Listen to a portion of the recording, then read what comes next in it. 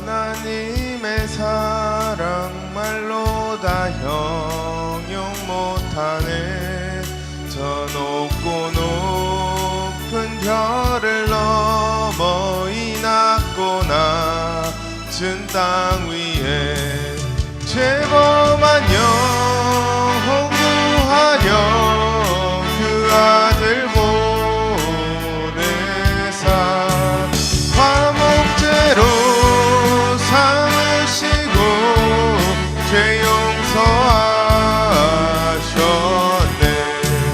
하나님 크신 사랑을 증명다 못하며 영원히 변치 않는 사랑 성도여 찬양하세.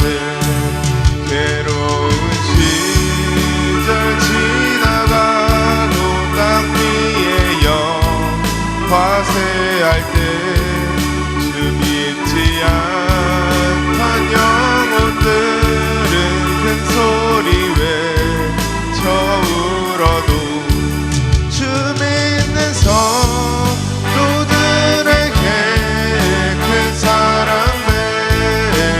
베푸사 우리의 죄 사했으니 은혜이들까.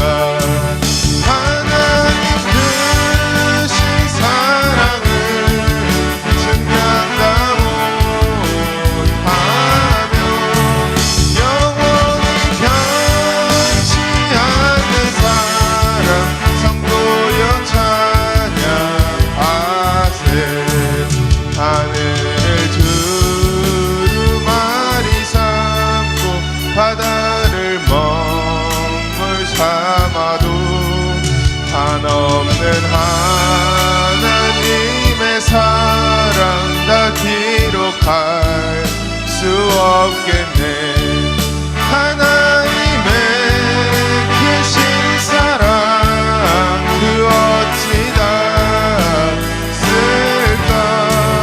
저 하늘 높이 쌓아도 채우지 못하리. 하나님 크신 사랑은 증명다 못하며 영원히 변치 않는 사랑 성도여 찬양.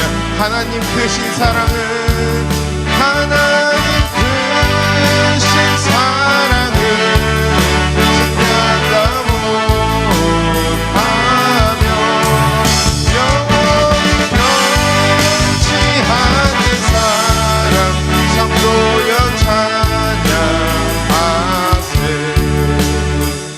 아멘. 오늘 하나님의 말씀 고린도전서 15장 40절에서 44절까지의 말씀 다 같이 합독하시겠습니다.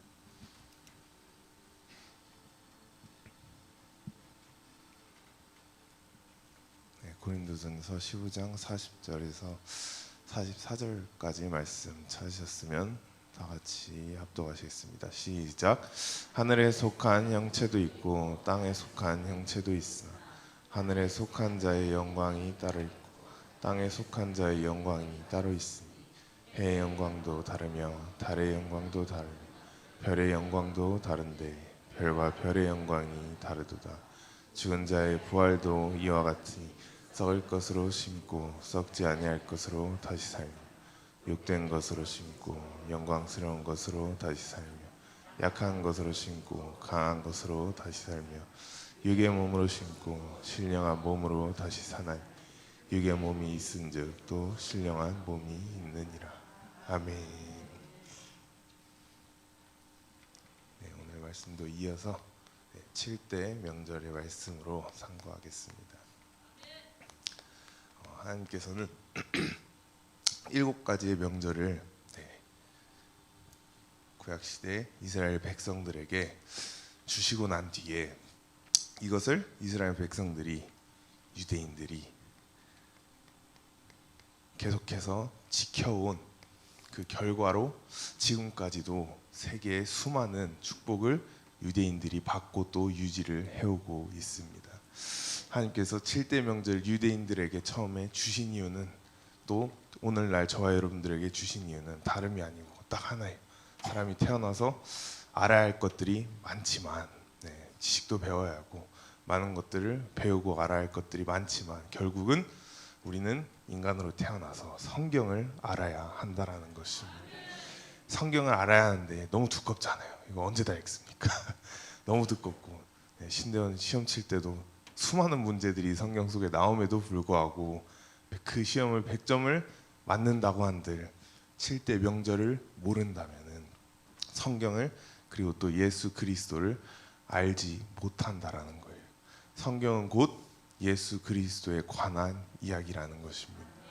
요한복음에도 말씀하신 것과 같이 예수님 본인이 땅에 오셔서 말씀하시기를 성경은 나에 대하여 상고하는 책이라고 말씀하신 것과 같이, 우리가 성경을 안다면 예수를 아는 것과도 같은 효과를 볼 수가 있다라는 것입니다. 반대로 말하자면, 제가 아까 말씀드린 것과 같이 성경을 아무리 잘 알아도 예수를 모른다면, 7가지 7대 명절을 정확하게 모른다면 그 사람은 성경을 안다고 할 수가 없다라는 것입니다. 그렇기 때문에 여러분들은 이 두꺼운 성경을 다 굳이 외우지 않으셔도 7가지 명절만 여러분들 속에 온전히 임해 계신다면 성경을 다 외우는 것과도 같은 효과가 나타나는 줄로 믿습니다. 이렇게 하나님께서 7가지의 명절 여러분들 다 잘 아실 거라고 이제 생각합니다. 처음에 유월절이죠. 그 다음 뭐죠? 무교절. 그 다음에요? 초실절, 오순절. 다음 뭐죠? 나팔절. 다음 속죄절, 장막절. 우리 모두 장막절까지의 축복을 다 받아야 하는 줄로 믿습니다. 아멘. 이 7가지, 유월절부터 시작하여 장막절까지의 7가지 명절을 유대인들은, 지금 오늘날 유대인들도 아직까지도 7가지 명절을 지키고 있음에도 불구하고 뜻도 모르고 그냥 부모님, 할머니, 할아버지가 하라니까 그냥 따라 했을 뿐인데도 하나님께서 아직까지도 유대인들에게 축복을 주고 계신다라는 거예요. 전 세계에 흩어져 살고 있는 유대인들이 자기 나라로 돌아오지도 않고 흩어져 살고 있음에도 불구하고 그 흩어져 살고 있는 나라에서도 유대인들은 항상 최상위를 유지하고 있는 것을 볼 때 하나님께서 얼마나 이 유대인들을 축복하셨는지를 우리가 볼 수가 있습니다. 여러분들 기사 보셨을지 모르겠지만, 지금 한창 저기 중동에서 이스라엘이랑 저 주변 이슬람 국가들, 팔레스타인들이랑 전쟁하고 있지 않습니까?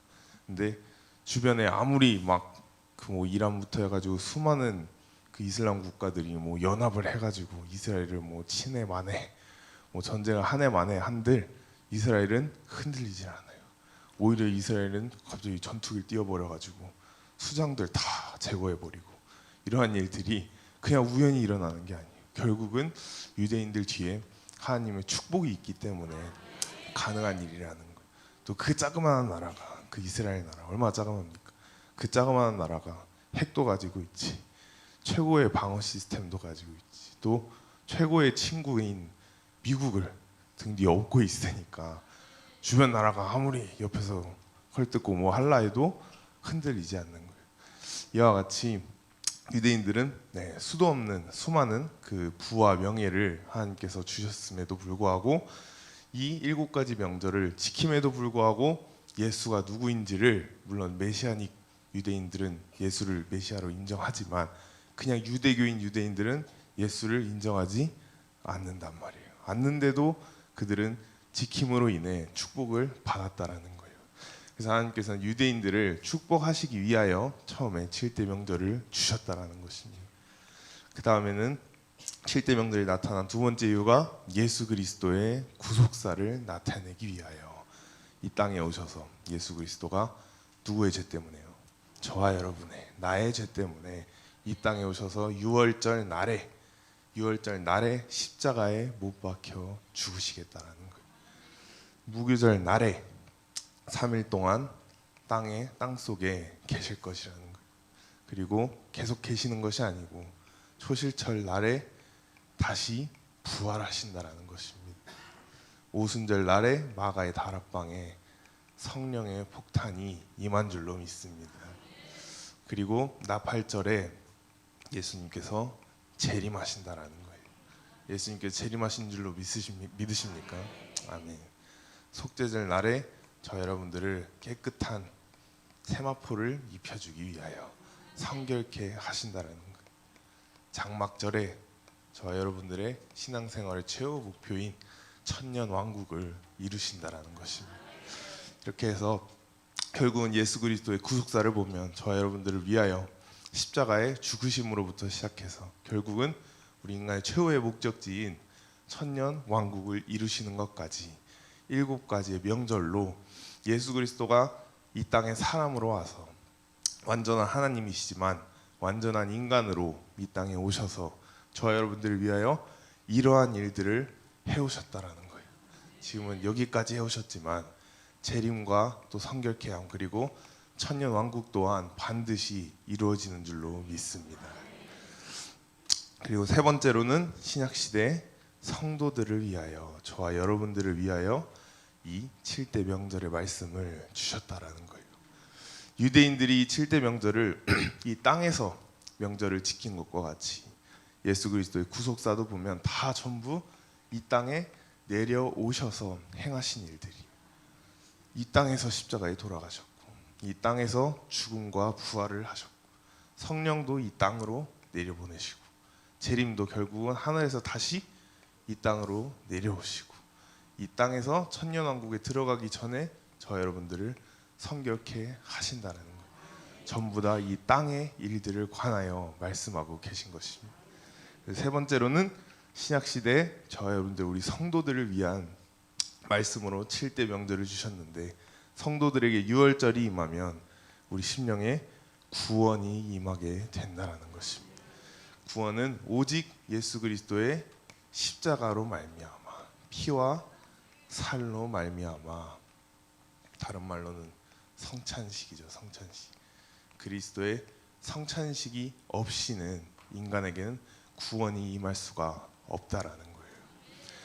이거를 좀 착각해가지고 착각이라기보다는 그리스도의 피와 살이 주된 그거여야 되는데 수많은 교회들 특히 대형 교회들 보면은 말씀 중심의 이런 마음의 심령의 성찬이 주된 것이 아니고 보면 선교하고 그냥 봉사하고 뭐 남 도와주고 이런 것을 너무 강조하다 보니까 신대영 다 같이 다니는 동기 전사님들도 말할 때 보면은 선교가 완전히 머리에 박혀 있어요.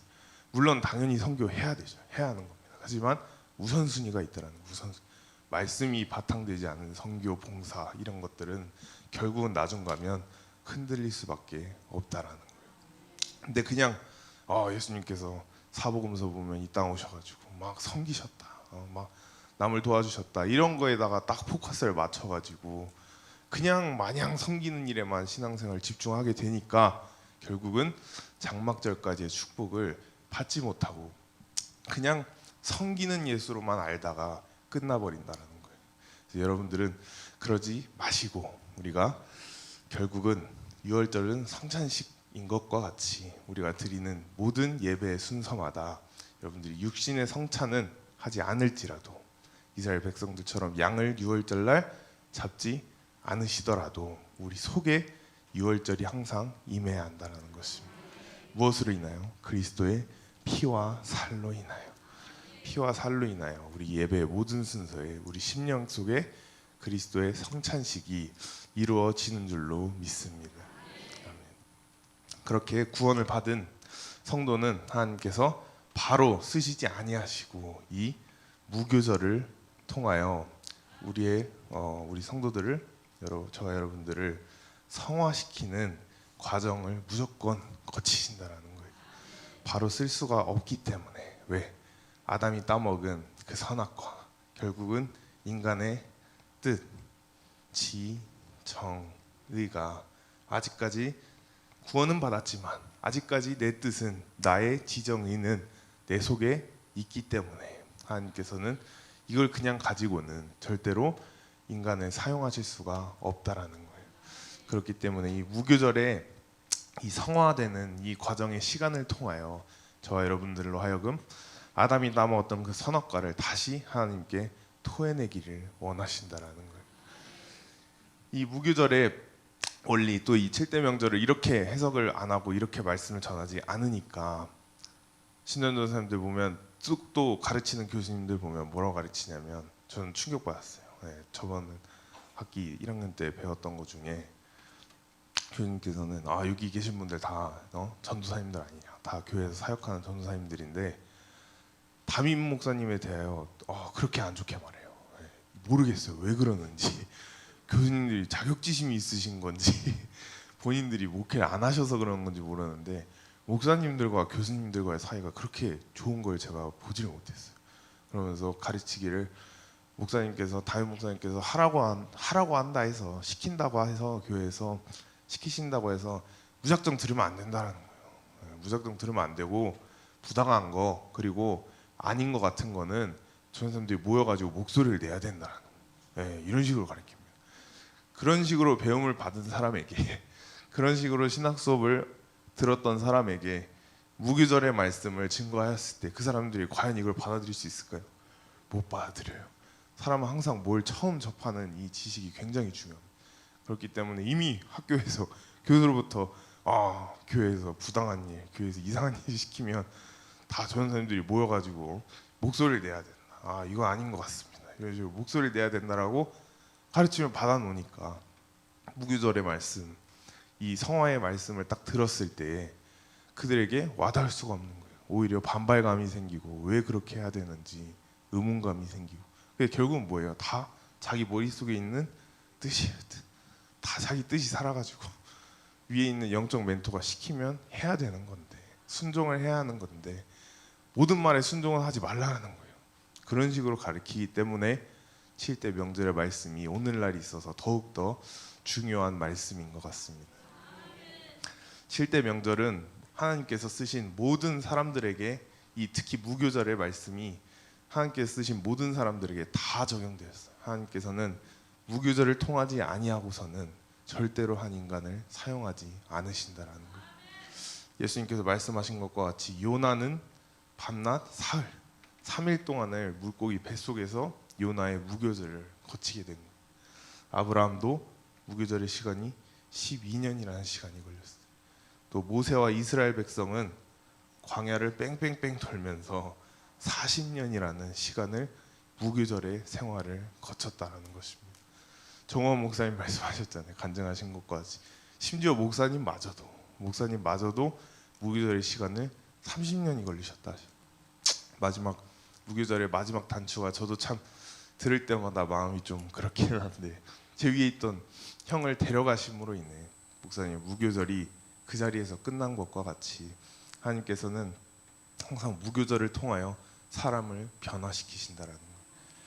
그리고 마지막으로 이삭이 있어요. 그죠? 이삭은 모든 인물들 중에 무교절을 제일 짧고 쌈박하게 한 번에 끝낸 인물이라는 것입니다. 우리 또한 무교절을 통과할 때 이삭처럼 하나님 앞에 내 뜻 굴리면서 피하려고 하지 마시고 단번에 끝내시기를 축복합니다. 이삭이 대단한 사람 같아요. 아버지가 눕힌다고 해서 그냥 그 팔팔한 청년이 그 자리에 누운 것도 대단하고 그 100세 얻은 아들을 한 번에 죽이겠다고 마음을 먹은 아브라함도 대단하고, 이와 같이 무교절, 결국은 그것은 무엇입니까? 100세 얻은 나의 아들을 내 뜻이라면 누가 죽이겠어요? 오냐 하면서 어떻게든 잘 키울 텐데 그 뜻을 버리고 하나님 앞에 하나님이 달라 하시면 아들 또한 바치겠다는 그 믿음. 이삭 또한 충분히 도망 다닐 수 있을 텐데, 100살 아버지를 두고 청년이 충분히 도망 다닐 수 있을 텐데 자기의 뜻을 버리고 하나님께서 달라 하시면 자기의 몸을 내어주는 이러한 뜻을 버리는 과정을 다 거쳤다라는 거예요. 심지어 예수님마저도 이 땅에 오셔서 겟세마네 동산에서 기도하실 때, 십자가 사건을 두고 기도하실 때를 보면 예수님의 뜻마저도 겟세마네 동산에서 기도를 통하여 무교절을 겪으신 거예요. 이와 같이 저와 여러분들 또한 무교절의 시간을 우리는 최대한 짧게 통과해야 하는 줄로 믿습니다. 이 시간이 길어진다면 이스라엘 백성 나중에 바벨론에 가서 70년 종생활을 하잖아요. 70년. 이 시간이 바벨론 생활처럼 70년이 된다라면 제가 봤을 때 여기 있는 분들 저 포함해가지고 이 땅에서 무교절만 겪다가 그냥 하늘나라 가서 그냥 부끄러운 영광만 얻을 수밖에 없기 때문에 우리는 이 땅에 있을 때 무조건 장막절까지 다 이루어야 하는 줄로 믿습니다. 무교절의 시간을 통해 하나님께서는 성화를 시키시는데 그냥 축복을 주시지 아니하시고 무교절을 통하여 제가 저번에도 말씀드린 것과 같이 그건 결국은 영적인 훈련소와도 같다 그래서 훈련소와 일반 그냥 군부대랑 여러분들 막 누굴 암살하고 누굴 엄청난 국가적인 임무를 수행하는 부대랑 제일 큰 차이점이 무엇인지 아십니까? 장비도 물론 뭐 큰 차이점이 있겠지만 결국은 훈련이에요. 훈련. 그냥 일반 부대는 물론 힘들게 훈련하지만 정말 특수 임무를 수행하는 그런 부대들 보면 목숨 걸고 훈련합니다. 진짜 훈련하다가 실제로 죽는 사람도 있고 실제로 몸이 막 불구되는 사람들도 있는 것처럼 훈련을 실전보다 더 빡세게 하니까 그 사람들은 실전에 엄청난 임무에 누굴 막 암살해라 이런 임무에 투입되었을 때도 몸이 그냥 반응하는 것처럼 훈련소라는 거예요. 무교절은 우리의 영적인 훈련소라는 것입니다. 하나님께서 훈련소를 통하지 아니하고는 절대로 우리 인간에게 축복을 주시지 않겠다라는 거예요. 그들을 이걸 그래도 무교절을 좀 강하게 이끈 사람들을 보면은 정건 목사님 또한 그러하시고 아들을 데려가셨잖아요.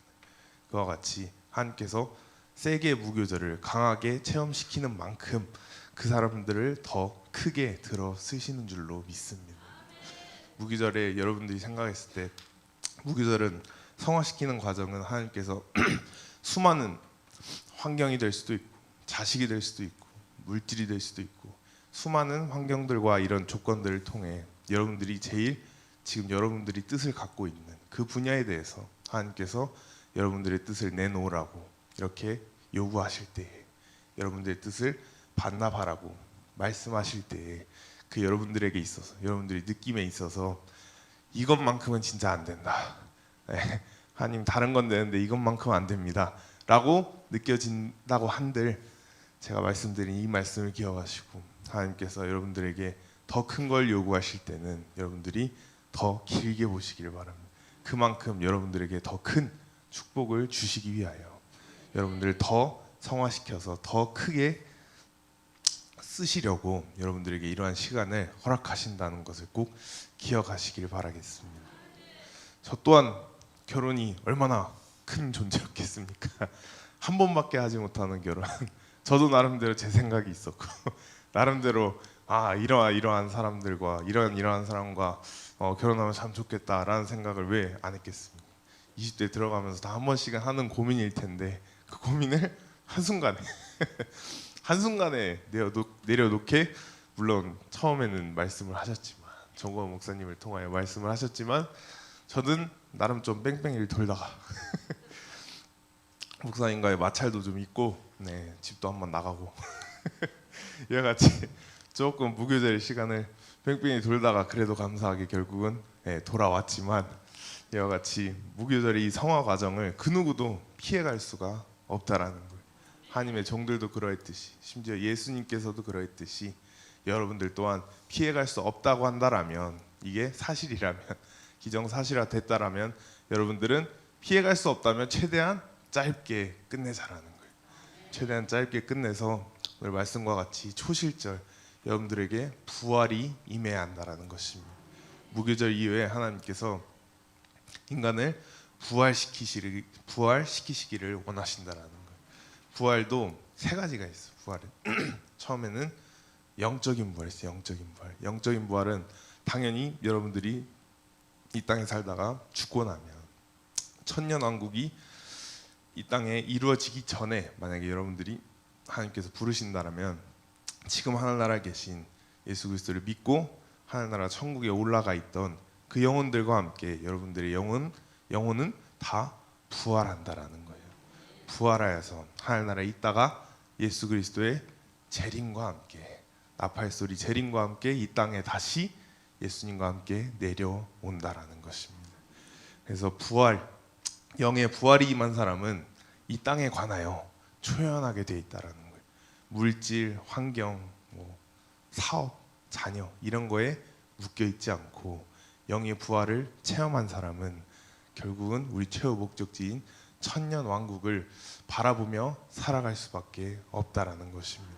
그래서 여러분들 또한 이 땅 살면서 그냥 살지 마시고 우리가 영적인 부활을 향하여 영적인 천년 왕국을 향하여 우리가 살아가야 하는 줄로 믿습니다. 영적인 부활이 있습니다. 또 몸의 부활이 있어요. 몸의 부활이 있습니다. 우리 고린도전서 15장 16절에서 20절 다 같이 한번 읽겠습니다. 16절에서 20절.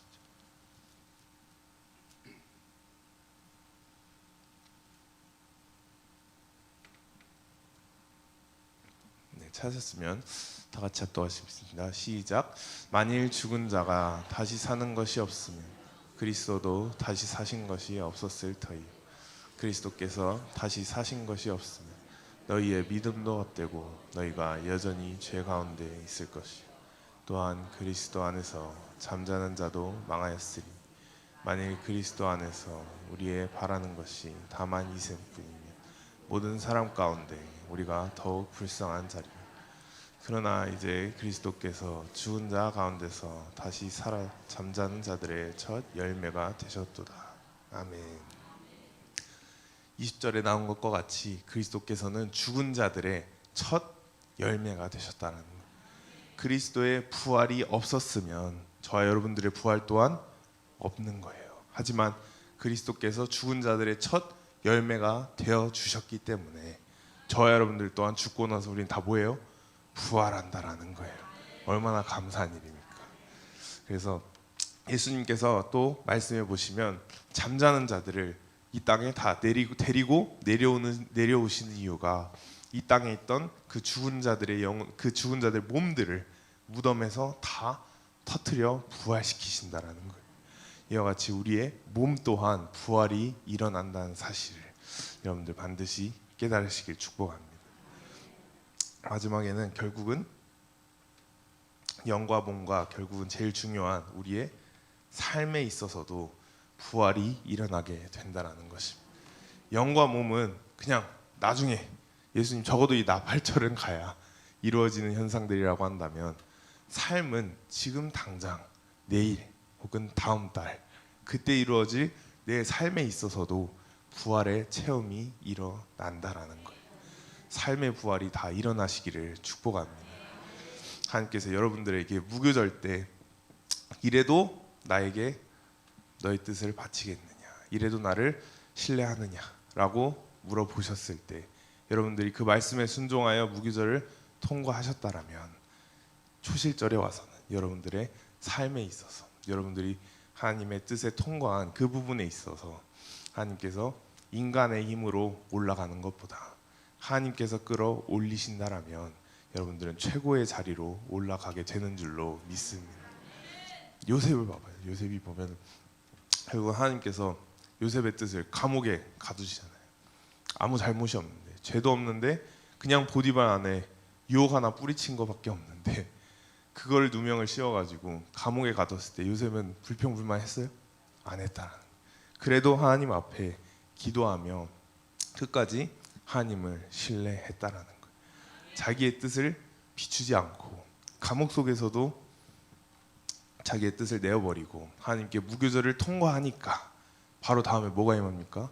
바로의 꿈을 해석하면서 요셉은 애굽의 국무총리가 될 수 있는 이러한 사건을 하나님께서 만들어 내신다라는 거예요. 이와 같이 무교절에 나의 뜻을 감옥에서 그것도 누명 씌워서 감옥에 들어갔는데 인간적인 마음으로 하나님을 원망하고 욕하는 마음이 당연히 올라왔을 터인데 그 뜻을 저버리고 자신의 인간의 뜻을 저버리고 그래도 하나님을 신뢰함으로 인해 요셉은 애굽의 국무총리가 된 것과 같이 우리 또한 우리의 뜻을 하나님 앞에 그리고 단지 하나님 앞에가 아니고 하나님 보이지 않으시잖아요. 하나님께서 세우신 보이는 하나님의 종 영적인 멘토 또 담임 목사님 앞에 우리의 뜻을 내려 놓아야 한다라는 거예요. 신전에서 가르치는 그 이상한 소리 말고 이해 안 되면 전사님들끼리 모여가지고 목소리를 내라. 이런 식의 가르침을 배웠다가는 평생 무교절 뺑뺑이 바벨론 70년보다 더 할 수도 있어요. 평생 뺑뺑이 무교절 돌면서 목소리 평생 내다가 그냥 죽고 올라가면은 그냥 부끄러운 그런 구원, 부끄러운 영광만 받고 끝난다면 얼마나 억울하겠습니까? 평생 교회에서 사역을 했는데 죽고 나니까 다른 교회 성도들보다 못한 그런 부활을 체험한다면 얼마나 억울하겠습니까? 그렇기 때문에 나의 뜻을 하나님 앞에는 당연하거니와 눈에 보이는 담임 목사님, 영적인 멘토 앞에도 나의 뜻을 내려놓아야 한다라는 거예요. 그렇게 되었을 때 하나님께서 여러분들에게 초실절에 부활의 축복을 주신다라는 것입니다. 저는 더 어려웠어요. 단지 담임 목사님이 아니고 동시에 아버지잖아요. 아버지 앞에 내 뜻을 내려놓는 게 차라리 그냥 별 관계없는 담임 목사님이라면 더 쉬웠을 수도 있을 것 같아요. 근데 아버지 앞에 그것도 결혼을 내가 나름 제일 생각하고 있던 그 분야에 대해서 내려놓기가 너무나 힘들더라고요. 하지만 어찌어찌 조금 뺑뺑이 돌긴 했지만 어찌어찌 내려놓고 나니까 결국은 삶의 부활이 일어나게 되더라고요. 여러분들이 좋아하시는 요셉이가 제가 무교절을 그때 제 뜻을 반납하지 않았더라면 여러분들 요셉이를 볼 수가 없었어요. 네, 요셉이 좀 지나가면은 굉장히 스타돼 있습니다. 그래서 조심해야 될 것 같은데 제가 신대원 가 있으면은 요셉이를 봐주시는 권사님 분이 계세요. 네, 저희가 둘 다 학교를 가야 되니까 권사님께서 오셔서 요셉이를 봐주시면 요셉이가 이제 좀 커가지고 막 뛰어다니니까 너무 활동적이에요. 가만히 안 있습니다. 춤도 추고 막 뛰어다니다가 이제는 본인이 막 답답하니까 나가자고 권사님 손잡고 나가자고 해서 나가면 되게 신기합니다. 평소에는 저희가 차를 타고 교회 앞까지 와서 사택으로 올라오고 교회로 오는데 주일날은 걸어오거든요. 집에서 요셉이 손잡고 걸어오는데 그걸 기억하더라고요. 걸어오는 길을 기억해가지고 저희 없을 때 권사님 손잡고 나오면은 막 뛰어간대요. 뛰어가면은 권사님 어디로 가는지 몰라서 일단은 따라와 보면 어찌어찌 따라와 보면 사택 앞까지 와 있어요. 사택 앞까지 와 있어요. 그때 목사님 집회하시고 방송하실 때 혼자 사택 문 열고 열진 않지만 열려 있는 사택 문 들어가가지고 할아버지 막 할아버지 잡고 그런 거 봤을 때 정말 신기한 것 같습니다. 주일날만 잡고 걸어오는데 그 길을 기억하고 있다는 게 저는 되게 놀랍더라고요. 같이 요셉이 오는 와중에도 교회분들 또 권사님들 마주치면 막 사진도 많이 찍으신다고 하시고 나중에 저에게 말씀해 주시면 막 요셉이 지나가면 모르는 사람이 없다고 다 요셉이한테 한마디씩 거신다고 해가지고 되게 다녀올 때마다 학교 한번 갔다 올 때마다 그런 스토리가 생겨가지고 너무 웃긴 것 같은데 이와 같이 제가 제 뜻을 반납하지 않았더라면 유튜브에서 조회수가 제일 잘 나와요. 요셉이가 목사님 설교 다음으로 잘 나오는 것 같습니다. 이와 같이 제 뜻을 반납하지 않았더라면 저와 여러분들이 그렇게 좋아하는 요셉이가 태어날 수 없었다라는 거예요. 이거는 그냥 우스갯소리를 말하는 거지만 또 진짜 삶에 있어서 부활은 제가 결혼 전에는 그냥 제가 생각해 보아도 혹은 화면으로 비추었을 때 이럴 때를 보아도 좀 막혀 있는 좀 답답해하는 그런 모습이 제가 봐도 보입니다. 옛날 영상들 돌려보고 옛날 사진들 보면 그게 보이는데 결혼하고 나서 주변 지인분들 혹은 그냥 교회분들이랑 메리 아내랑 같이 이렇게 식사하거나 시간 가질 때를 보면은 제일 많이 듣는 소리가 메리는 그냥 이제 타 교회에서 자라다가 결혼했지만 저는 평생 여기서 잘했으니까 저를 아시던 분들이 항상 하시는 소리가 얼굴이 그리고 성격이 많이 달라졌다. 결혼 전과 후가 많이 달라졌다라고 말씀을 하시는 걸 처음에 저는 듣고 나서 그냥 이거 그냥 칭찬해 주시려고 괜히 좀 낯간지러운 말씀하시는구나. 그래서 그냥 네 감사합니다. 그러고 넘겼는데 제가 물어본 것도 아닌데도 그 말씀을 계속해서 하시는 거예요. 그냥 다른 분들도 만날 때마다 하시고 심지어 저랑 같이 지내왔던 그 청년들, 동생들도 형 결혼 전이랑 많이 달라진 것 같다 이런 말을 들을 때마다 결국 이 7대 명절이 생각이 나더라고요. 결국은 삶에 있어서의 부활이 일어나게 된 거예요. 그 전의 모습은 제가 이 자리에 서서 말씀을 전하는 거 혹은 사람들과 교류하는 일은 있을 수가 없는 일이었습니다. 저는 항상 숨어 다니기 바빴고 항상 닫혀있던 그러한 마음을 가지며 살았었는데 결국은 뜻을 반납하고 나니까 하나님께서 좋은 방향으로 삶을 이끌게 되시는 것을 체험할 수가 있었습니다.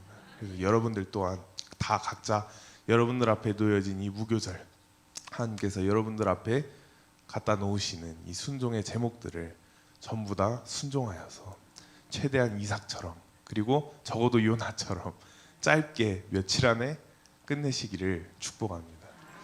그리하여서 결국 우리가 초실절에 있어서 영의 부활 당연히 우리가 받아야 하는 것이고 예수님 재림하실 때 몸의 부활도 받아야 하는 것이고 제일 중요한 우리가 이 땅에 살아가면서 삶의 부활도 다 체험하셔서 이 땅에 살면서 미리 이 천년 왕국을 체험하며 살아가시는 여러분들 모두가 되시기를 축복합니다. 아멘. 저희 찬양 저희 전능하신 나의 주 하나님은 하고서 기도하겠습니다.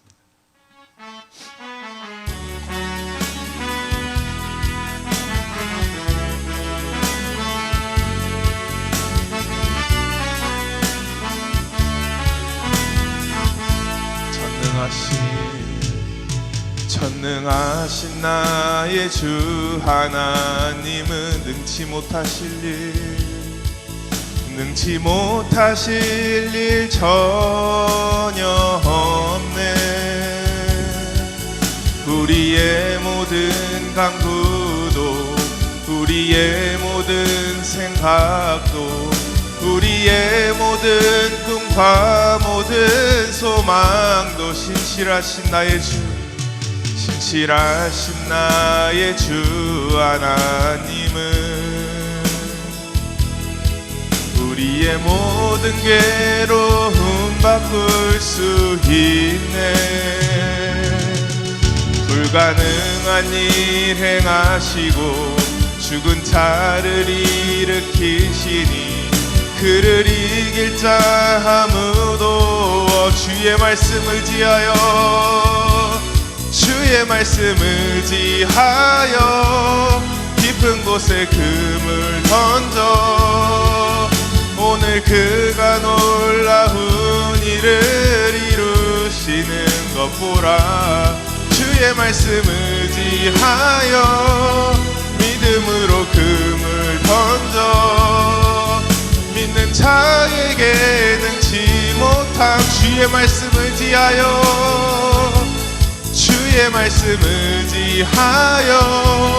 깊은 곳에 금을 던져 오늘 그가 놀라운 일을 이루시는 것 보라.